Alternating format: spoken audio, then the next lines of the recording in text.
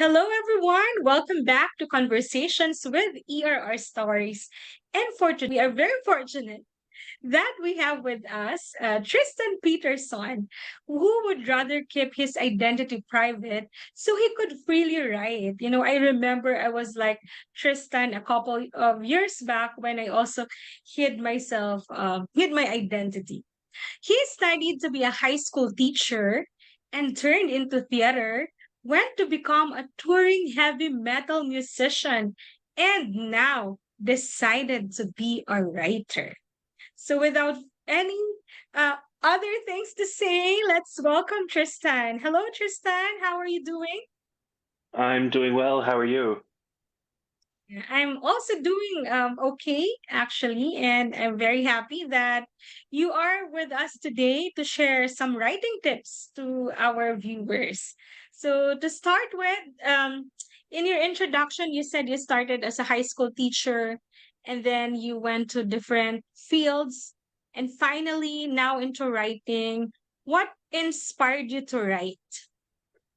Well, I wouldn't say anything really inspired me. It's just I was always coming up with stories as a child, always just coming up with fun little things to think about, that kind of thing. And it was my grandparents and my mother who encouraged me to start writing it down.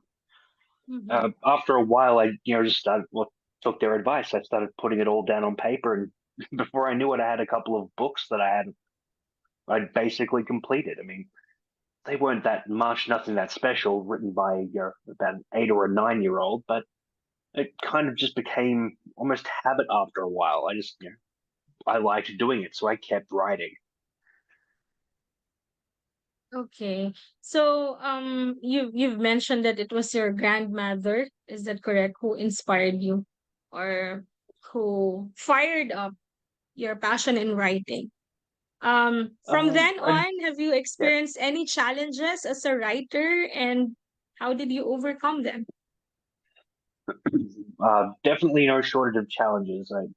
Life definitely gets in the way with this kind of thing. I mean, you'll set yourself down for some time to start writing, and then you know something will come up. Probably the biggest challenge any writer will ever possibly face, in my opinion, will be basically rejection and, for want of a word, demonstrably negative criticism. I mean, if Mhm. anything, we're our own worst critics, so we're always constantly putting ourselves down sometimes. And then that only seems to ever be reinforced when people refuse to review your work, or agents and publishers just refuse to look at it. So you basically kind of get a few kicks in the shins, and you make the damage worse by belittling yourself by doing so. Mhm. Okay. I'd like to go back to what you said that one of the challenges is really rejection and negative comments about the stories that as writers we write. How did you handle those? Because you've written a lot of books already, so how did you manage to Yeah. overcome them? Well, honestly, the biggest takeaway is to never take any of it personally. Everyone's taste is completely subjective. What one Mhm. person likes, another person may not. Like, for example, I love heavy metal and classical music.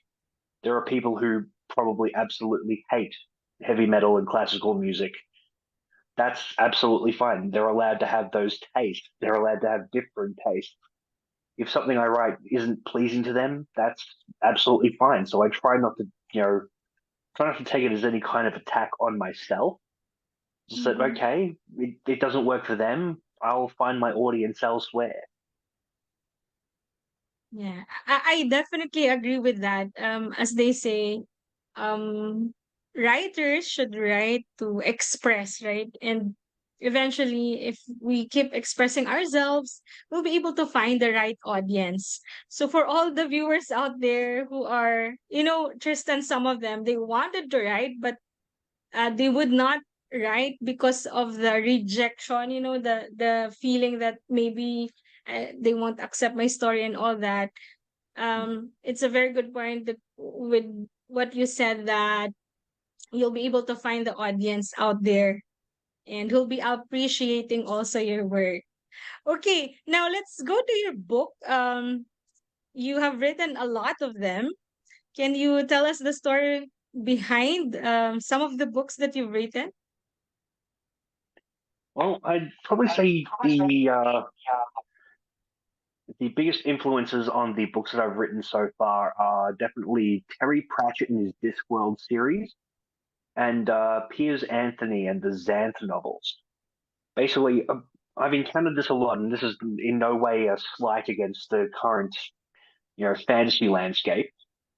But a lot of authors tend to write, eight, nine books set on the small group of characters and one big, long, expansive story, which is great. I can definitely appreciate those kind of tales, but I like the idea of big characters in a small world. So I set down the idea of, okay, this book will take place in this part of the world. The next book will take place in another part of the world a couple of years later or a couple of years earlier. Sometimes the characters from other books will cross over, they'll interact, but ultimately it's just individual stories from different parts of this one fantasy world. So Mhm. basically, making the characters as big and as expressive as possible, just that corner of the world is almost too small to contain them.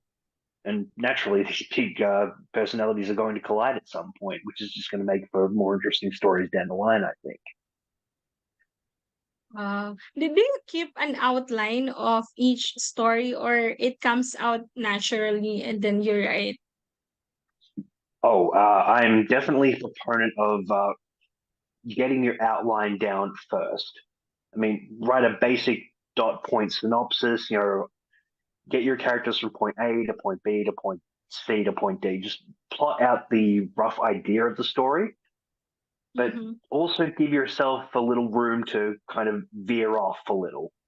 Give them some room to take some detours. Mm-hmm. Flesh out the world a bit more, flesh out the characters a bit more. I mean, keep course with the plot, but at the same time, don't be afraid to do a little sightseeing, for one of a better way of putting it.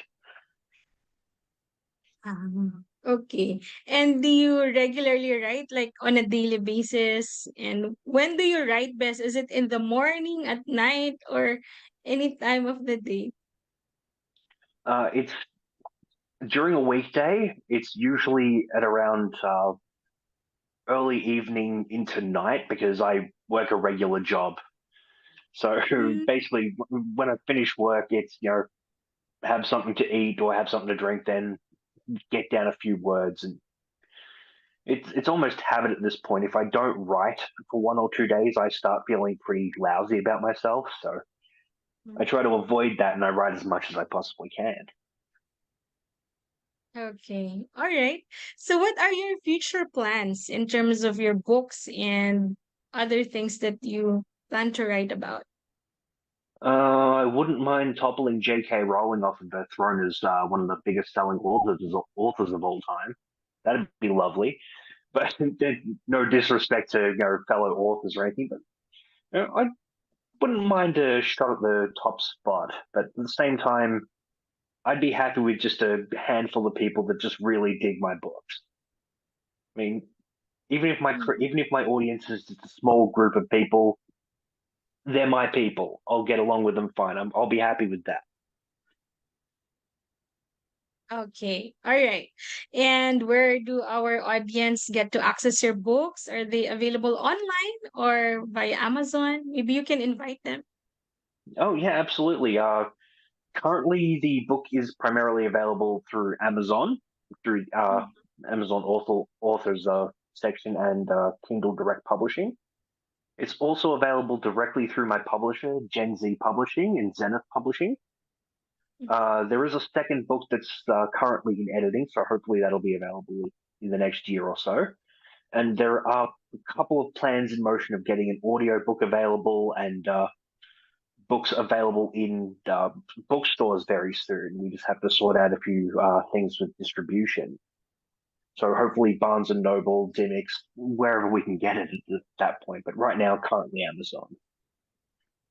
Okay. All right. I'll be posting also the link to your Amazon page so that our viewers can actually check on it.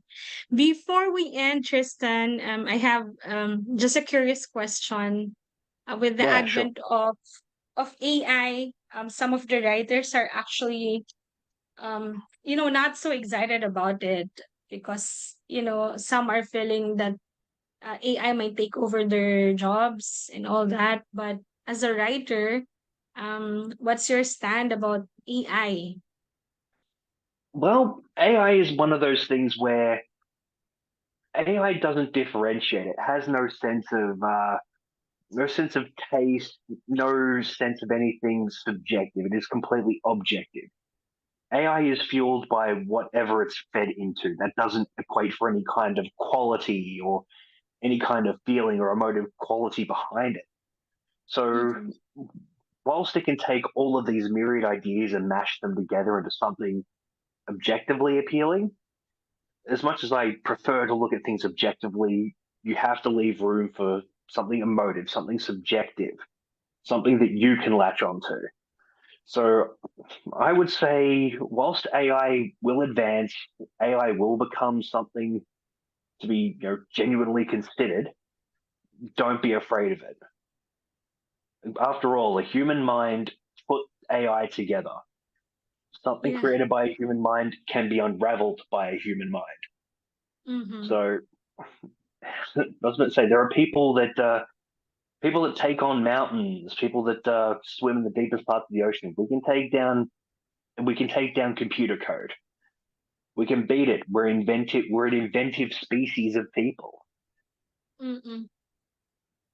Yeah. I definitely agree with what you said. And I hope those who are afraid of utilizing AI, or afraid of the thought of AI itself would think otherwise. It's And a any useful other tool, but at the message? same time, Yeah. uh, ultimately, I mean, I definitely went into this that little that spiel I wrote earlier. Is for anyone who's looking to get into writing, one, have a day job. I mean, it's all well and good to have the idea of living romantically, living off of your writing, making a living doing, and living off of your passion. That's great. It's a wonderful dream, but dreams will not keep your refrigerator full or keep your lights on. Have a day job, get paid. Don't go into writing for money because the second you start letting money complicate or compromise a dream or a vision, it dilutes Mhm. it. You're cheapening it for yourself, you're cheapening it for people that would want to read your work. And the Mhm. market is already kind of flooded with people that want nothing but money out of it. So art is its own reward. Pursue that reward. Okay. Yeah, very well said, Tristan. And I agree, even if, sometimes it's why they're saying there's no money in writing. But if you are really passionate about writing, don't let that thing stop you from writing. It would really Yeah, bring good if you have a day job and then pursue your passion at the same time. Thank you very much, Tristan, for sharing your writing journey with us, with our viewers. And we hope to see you again. So, this has been ERR Stories and Tristan Peterson. Thank you and God bless you, everyone. See you soon. Bye. thank you. Bye, Tristan. Thank you. Have a good night. Yes, bye bye.